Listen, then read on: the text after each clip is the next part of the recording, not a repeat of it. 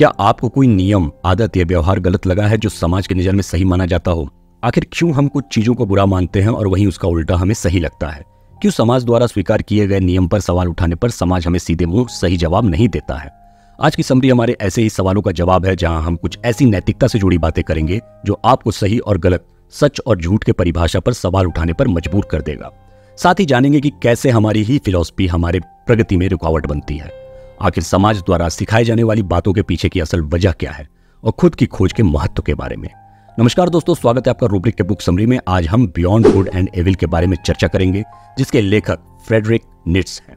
आगे बढ़ने से पहले अगर आपने अभी तक रूब्रिक को सब्सक्राइब नहीं किया है तो कर दीजिए। यकीन मानिए, हम आपको इस सब्सक्रिप्शन का अफसोस कभी नहीं होने देंगे। Part 1, the free spirit. ये दुनिया जैसी है, हम उससे वैसे इंटरेक्ट नहीं करते हैं, बल्कि जीवन को एंजॉय करने के लिए हम उसे आसान बनाने की कोशिश में लग जाते हैं। और अंत में हमें यह एहसास होता है कि हमने जीवन को एंजॉय करने के बजाय पूरा वक्त उसे परफेक्ट बनाने में बिता दिया। सुख या दुख सबके लिए एक सा नहीं होता है। हो सकता है जिसे आप सुख मानते हैं वो किसी और के लिए दुख हो, क्योंकि हर इंसान का नजरिया अलग होता है। तभी तो एक ही नंबर किसी को 6 तो किसी को 9 दिखता है। किसी भी चीज को जानने की प्रेरणा हमें हमारे अज्ञानता से ही मिलती है। देखा जाए तो हम सब कहीं ना कहीं अपने जीवन में फिलोसफर्स की भूमिका निभाते हैं, और ऐसा करना भी चाहिए। वैसे तो समाज में किसी पर शक करना बदतमीजी माना जाता है, पर एक फिलोसफर्स का असल चरित्र ही किसी पर भरोसा नहीं करना होता है। जब हम यह सोचकर सच का बचाव करते हैं कि हमें सारा सच पता है, तो हमारा यही रवैया हमारे गुस्सा, डर और अकेलेपन का कारण बनता है। सच सबके लिए एक सा न कभी था और न कभी होगा। जैसे किसी गरीब के लिए जो खाना बहुत अच्छा और शानदार होगा, हो सकता है कि किसी अमीर को वो बिल्कुल भी पसंद ना आए। ठीक वैसे जैसे इंडियन थिंकर्स को ग्रीक फिलोसफर्स के मॉरल्स पसंद नहीं आते हैं। क्या आप मुझे किसी ऐसी किताब का नाम बता सकते हैं जो हर किसी को पसंद आई हो? नहीं बता पाएंगे, क्योंकि ऐसी कोई किताब है ही नहीं। पर अब सोचने वाली बात यह है कि अगर सच सबके लिए एक नहीं है, तो आखिर हम सब सामाजिक नैतिकता को लेकर सहमत कैसे हुए? दरअसल शुरुआती सभ्यताओं में किसी एक्शन से मिलने वाले परिणाम से जज किया जाता था। जैसे जिन एक्शंस के रिजल्ट पॉजिटिव वो अच्छे काम, और जिनके नेगेटिव वो बुरे काम माने जाते थे। फिर करीब 10,000 साल पहले अच्छाई और बुराई को लेकर हमारा नजरिया बदलने लगा।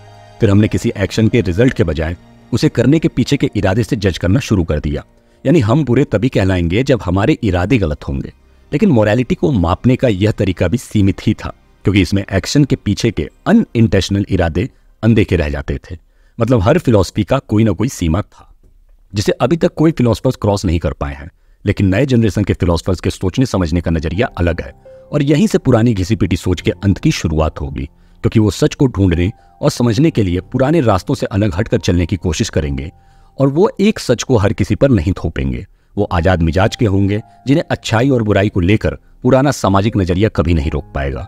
वो न सिर्फ सच के खोज का स्टैंडर्ड ऊंचा करेंगे, बल्कि फिलॉसफी के लेवल को भी बदल देंगे। वो पुराने फिलोसफर्स की तरह सारी बुराइयों और परेशानियों का जड़ सिर्फ और सिर्फ समाज को नहीं मानेंगे, बल्कि उनका लक्ष्य समाज के बेमतलब की परेशानियों को खत्म करना होगा। साथ ही वो इस तथ्य को भी स्वीकारेंगे कि मुश्किल वक्त और परेशानियों में इंसान ज्यादा तेजी से तरक्की और प्रगति करता है। उन्हें यह पता होगा कि इंसानों को किस चीज से दूर रहना चाहिए और किससे नहीं। Part 2, the religious nature. धर्म क्या है? ज्यादातर लोग धर्म के पालन का मतलब त्याग समझते हैं। उनका सबसे बड़ा लक्ष्य ही अपने नेचुरल इमोशंस को कंट्रोल करना बन जाता है।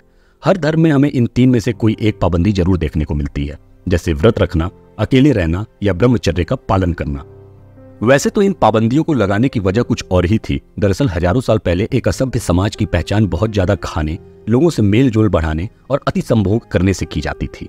तो यहाँ पर धर्म ने हमें सभ्य बनाने के लिए इन सब चीजों पर पाबंदी लगाने को कहा, और शायद यह पाबंदियां ही हैं जो आज हमें किसी जानवर से अलग करती हैं। समय के साथ साथ धर्म का प्रचार प्रसार भी बढ़ता गया। राजा और योद्धा भी संत महात्मा और धार्मिक लोगों के आगे सर झुकाने लगे। यहाँ तक कि राजा और योद्धा अपनी सत्ता और शक्ति को जायज ठहराने के लिए और बाहर की राजनीति से बचने के लिए भी धर्म का ही सहारा लेते थे। इसके अलावा आम आदमी को धर्म ने संतुष्ट रहने की काबिलियत और समझ दे दी। हर धर्म का यह मानना है कि इंसान का जन्म किसी बड़े मकसद के लिए हुआ है, और यही बात हमें निराशा में जीने की वजह देती है।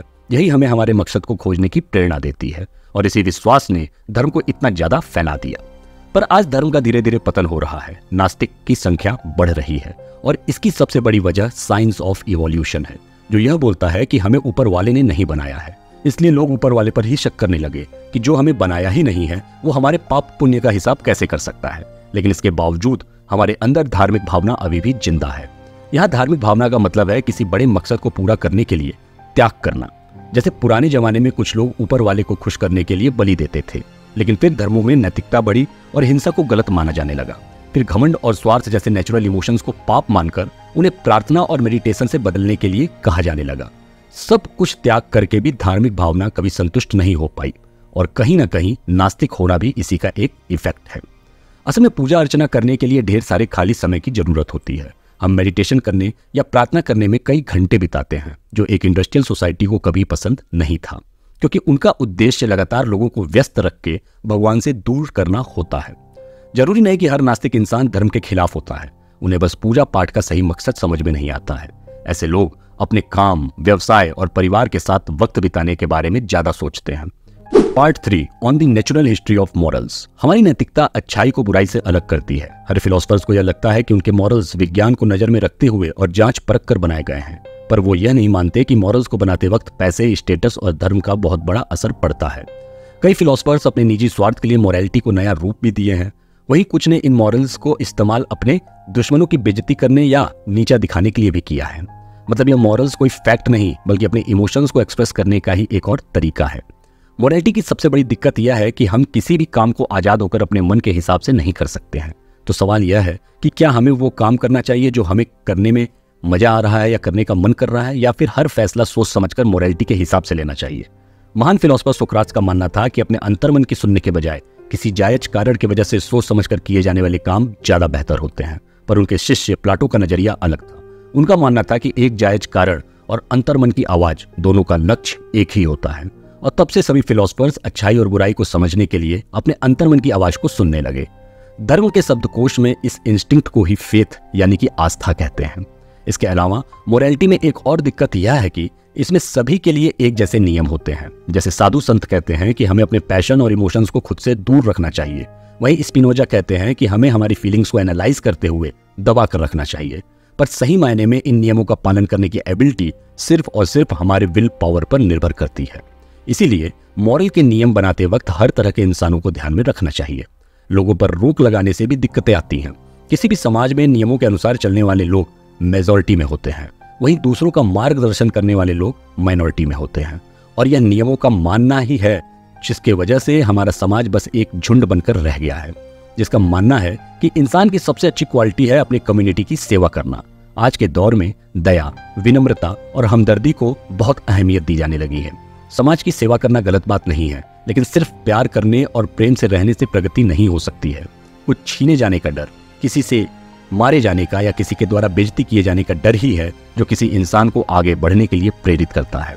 इतिहास में एम्बिशियस, चालाकी और जाबाजी जैसे गुणों की काफी कदर की जाती थी, और ऐसा इसलिए था क्योंकि अपनी कम्युनिटी को बचाने के लिए ऐसे गुणों की जरूरत होती थी। लेकिन आज हम शांति भरी जिंदगी जीने में विश्वास रखने लगे हैं, और इसीलिए आज हमें यह गुण गलत लगते हैं। मोरालिटी का जड़ हमारा डर ही है। जैसे मान लीजिए कि कोई इंसान सफलता के बहुत ऊंचे लेवल पर पहुंचकर बाकी सभी लोगों से आगे निकल जाता है। इससे उसके समाज को, जिसमें आम लोग ज्यादा हैं, उनके कॉन्फिडेंस को चोट पहुंचती है। इसीलिए तो चीजें हमें सफल और शक्तिशाली बनाती हैं, उन्हें गलत बताया जाता है। और जो गुण लोगों को एवरेज और नियमों को मानने वाला बनाते हैं, उन्हें अच्छे मॉरल्स की तरह देखा जाता है। बेशक अभी यह सब अच्छा लग रहा होगा, लेकिन लॉन्ग रन में इन नए वैल्यूज से समाज पर कभी भी सकारात्मक असर नहीं पड़ने वाला है, क्योंकि एक समय ऐसा भी आ जाएगा जब समाज क्रिमिनल्स के लिए भी दया भरा और नरम रवैया अपनाने लगेगा। जैसे वेस्टर्न देश में अब चोरों को दी जाने वाली सजा को गलत समझने लगा है। तो कहने का मतलब यह है कि एक झुंड की मोरालिटी का असली लक्ष्य एक ऐसी दुनिया बनाना है जहां कोई भी खतरा ना हो, और इसका नतीजा यह होगा कि उसमें किसी तरह का डर भी नहीं होगा। लेकिन विडंबना यह है कि अगर डर खत्म हो जाएगा तो उससे पैदा होने वाले मोरालिटी का भी अंत जल्द ही हो जाएगा। Part 4 our virtues. Moral virtue यानी कि सद्गुण या नैतिक गुण, मतलब जो सही है उसे करने और जो गलत है उससे बचने का गुण, एक ऐसी क्वालिटी है जिसे मोरालिटी के डिक्शनरी में सबसे ऊपर रखा जाता है। कॉमन मोरालिटी का यह मानना है कि जो चीज किसी एक इंसान के लिए सही है वो बाकी लोगों के लिए भी उतना ही सही होती है। पर ऐसे तो यह इस झूठ को सिद्ध करता है कि सभी लोगों को एक जैसा बनाया गया है, और इसका सबसे बड़ा नुकसान उन कुछ महान लोगों को होता है जो समूह से हटकर कुछ बड़ा करना चाहते हैं। ऐसा बिल्कुल जरूरी नहीं कि किसी भी काम में मॉरल को जोड़ दिया जाए तो वो जायज हो जाता है। अब जैसे मॉरल जजमेंट को ही ले लीजिए, जिसका लक्ष्य ही बदला लेना होता है। यह एक ऐसा हथियार है जिसका इस्तेमाल स्पिरिचुअली कमजोर लोग किसी मजबूत कैरेक्टर वाले इंसान पर हमला करने के लिए करते हैं। यह कमजोर मन वाले लोग अपनी गलती छुपाने के लिए किसी भी चीज का इस्तेमाल कर सकते हैं, यहाँ तक कि भगवान का भी। कमजोर लोगों को धर्म सिर्फ एक वजह से पसंद होता है, क्योंकि वो कहता है कि भगवान के सामने सभी इंसान एक बराबर हैं। और यही लोग नास्तिक लोगों की सबसे ज्यादा बुराई भी करते हैं। जरा उन मॉरल फिलॉसफी के बारे में सोचिए जो इन कमजोर मन वाले लोगों ने बनाई है, जैसे उपयोगितावाद, उदारवाद, सुखवाद और निराशावाद। इन सभी में अगर एक कॉमन फीचर देखा जाए तो यह है, यह सुख और दुख को नापकर मॉरल वैल्यूज को जज करते हैं, जबकि हर समझदार इंसान यह जानता है कि इस तरह के नापकर गुणों को जज नहीं किया जा सकता है। ऐसे फिलॉसफी का एकमात्र लक्ष्य इस बात का ध्यान रखना होता है कि किसी को कोई परेशानी न झेलना पड़े। पर इंसानियत का क्या एक एक इंसान की खुशी के लिए हमें इंसानों की प्रगति का त्याग कर देना चाहिए? इस बात को नकारा नहीं जा सकता है कि दुख के खत्म हो जाने से इंसानों के आगे बढ़ने पर लिमिट लग जाती है। हमारा मुश्किल वक्त हमें स्ट्रिक्ट तरीके से डिसिप्लिन रखने के लिए मजबूर करता है, और यही डिसिप्लिन इंसान के बड़े बड़े अचीवमेंट्स के लिए जिम्मेदार होते हैं। जब हम किसी भी दर्द से गुजरते हैं तो हम ताकतवर बनते हैं। डर का सामना करके हमारी हिम्मत बढ़ती है। किसी चीज की कमी ही हमें नए इनोवेशन करने के लिए प्रेरित करती है। हमारे हर वो गुण जिनकी हम आज कदर करते हैं, वो हमारे परेशानियों का सामना करने की वजह से ही बने होते हैं। याद रहे, इंसान बाकी सभी जानवरों से अलग सिर्फ इसलिए होते हैं क्योंकि वो क्रिएचर के साथ साथ क्रिएटर भी होते हैं। मॉरल फिलोसफर्स जीव पर दया करके अपने थ्योरीज देते हैं, लेकिन वो उस क्रिएटर पर बिल्कुल भी ध्यान नहीं देते जो परेशानियों के दौर में हमें आगे बढ़ने का हौसला देता है। कोई भी प्राणी या जानवर सुख दुख महसूस कर सकता है, लेकिन इंसान होने के नाते हमें उससे कुछ ज्यादा करने की तरफ काम करना चाहिए।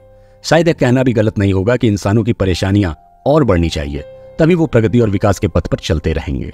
हमें झुंड में न चलकर उन्हीं गुणों का अभ्यास करना चाहिए जो हमारे समझ में आते हैं। अपने मॉरल्स को ढूंढने के लिए ईमानदारी से खुद के अंदर झांकिए। हो सकता है कि समाज आपको गलत समझता हो, जिसके वजह से आप अपने गुण पर संदेह करते होंगे। खुद को नीचा दिखाने वाली इन बातों को अनदेखा कीजिए और याद रखिए कि सभी भगवानों को कभी न कभी शैतान समझा गया है। Part 5, what is noble. जिस समाज में हर कोई बराबर होता है, वहां किसी भी इंसान की तरक्की होना नामुमकिन है। तरक्की और प्रगति के लिए रैंकिंग सिस्टम का होना बेहद जरूरी है, जहां कोई एक समूह ऐसा होना चाहिए जो दूसरों पर राज करे, बाकियों को आदेश दे, उनका मार्गदर्शन करे। और ऐसे राज करने वाले समूह अक्सर वर्किंग क्लास को कंट्रोल में रखकर उनसे उचित दूरी बनाकर रखते हैं। सुनने में बेशक यह वाक्य पक्षपाती लग रहा होगा, लेकिन यह हाई और लो क्लास का अंतर ही है जो लो क्लास के लोगों को हाई क्लास में शामिल होने के लिए प्रेरित करता है। राज करने वाले लोग अपने से कमजोर का शोषण किए बिना अस्तित्व में कभी नहीं आ सकते हैं। हर महान कल्चर कभी न कभी अपने कमजोर साथियों के सपनों और चाहत का गला घोटा रहता है, और तभी आज वो महान है। खुद को महान समझने वाले लोगों को यह लगता है कि यह दुनिया उन्हीं के लिए बनाई गई है। उन्हें कभी भी दूसरों द्वारा दिए गए बलिदान का अफसोस नहीं होता है। जो मॉरल्स समाज के हर आम आदमी पर लागू होता है, उन्हें अक्सर हायर क्लास के लोग नजरअंदाज कर देते हैं। जीवन पूरी तरह से ताकतवर लोगों द्वारा कमजोर लोगों को दबाकर रखने के बारे में ही तो है। हम मोरालिटी को भी दो भाग में बांट सकते हैं, एक मास्टर मोरालिटी और दूसरा स्लेव मोरालिटी। मास्टर मोरालिटी इंसान के कुछ व्यवहार जैसे ईमानदारी, परंपरा, बड़ों की इज्जत और हिम्मत को नेक समझती है, जो अपने स्टैंडर्ड्स को उन पर लागू करती है, ना कि उनके एक्शंस पर। और जो मॉडर्न सोच, प्रोग्रेस और फ्यूचर को वैल्यू देते हैं, उनके सख्त खिलाफ होती है। पर मास्टर मोरालिटी का सबसे असहज हिस्सा यह है कि इसमें सिर्फ अपने बराबर के लोगों को ही वैल्यू दी जाती है और अपने से कम ओहदे वाले इंसान के साथ जैसा चाहे वैसा व्यवहार करने की आजादी भी। वहीं दूसरी तरफ स्लेव मॉरलिटी का जन्म उस तरह के माइंड से होता है जिन्हें कंट्रोल किया जाता है और जो आजाद नहीं होते हैं। इनका कहना है कि अमीर लोग असली खुशी के बारे में नहीं जानते हैं।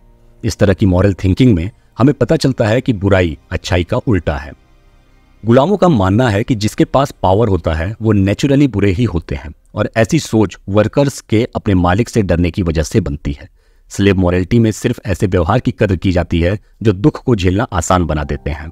इन फिलोसफर्स के लिए दया, काइंडनेस, हमदर्दी और दरियादिली सबसे ऊंचे गुण होते हैं। वो मेहनत, सब्र और मोटिवेशन को भी बहुत इंपॉर्टेंस देते हैं। पर स्लेव और मास्टर मॉरलिटी में साफ साफ आजादी का अंतर होता है। राजाओं का मानना होता है कि परंपराओं से बंधे रहना अच्छी चीज है, पर स्लेव मॉरलिटी आजादी चाहती है और इसे ही असली खुशी की तरह देखती है। ज्यादा नॉर्मल लोग ज्यादा रिश्ता बनाते हैं और ज्यादा सक्सेस को एंजॉय करते हैं। पर क्या सभी इंसानों को एक जैसा बनाने से मानव जाति ज्यादा महान बन जाएगी? असल में एक नेक इंसान का दुख और अकेलापन ही है जो उसे बाकियों से ऊपर उठा देता है, और ऐसे महान लोग नहीं चाहते हैं कि लोग उन्हें दया की नजर से देखें। इसलिए वो अपनी परेशानियों को दुनिया से छिपाकर रखने के लिए मास्क पहन लेते हैं। आमतौर पर वो खुश रहने का नाटक करते हैं। वो अपना दुख जताने के बजाय अपने आप को हमेशा खुश दिखाते हैं। तो दोस्तों, हमारी समरी यहाँ खत्म होती है। उम्मीद है कि आपको यह समरी पसंद आई होगी। अपनी सोच को एक नया आयाम देने के लिए आपको यह किताब एक बार जरूर पढ़नी चाहिए। जिसे आप फ्लिपकार्ट या अमेजॉन से खरीद सकते हैं। ऐसे ही सेल्फ हेल्प बुक को सुनने के लिए रूब्रिक को लाइक और सब्सक्राइब कीजिए और हमें कमेंट में जरूर बताइए कि और क्या आप हमसे सुनना पसंद करेंगे। धन्यवाद और नमस्कार।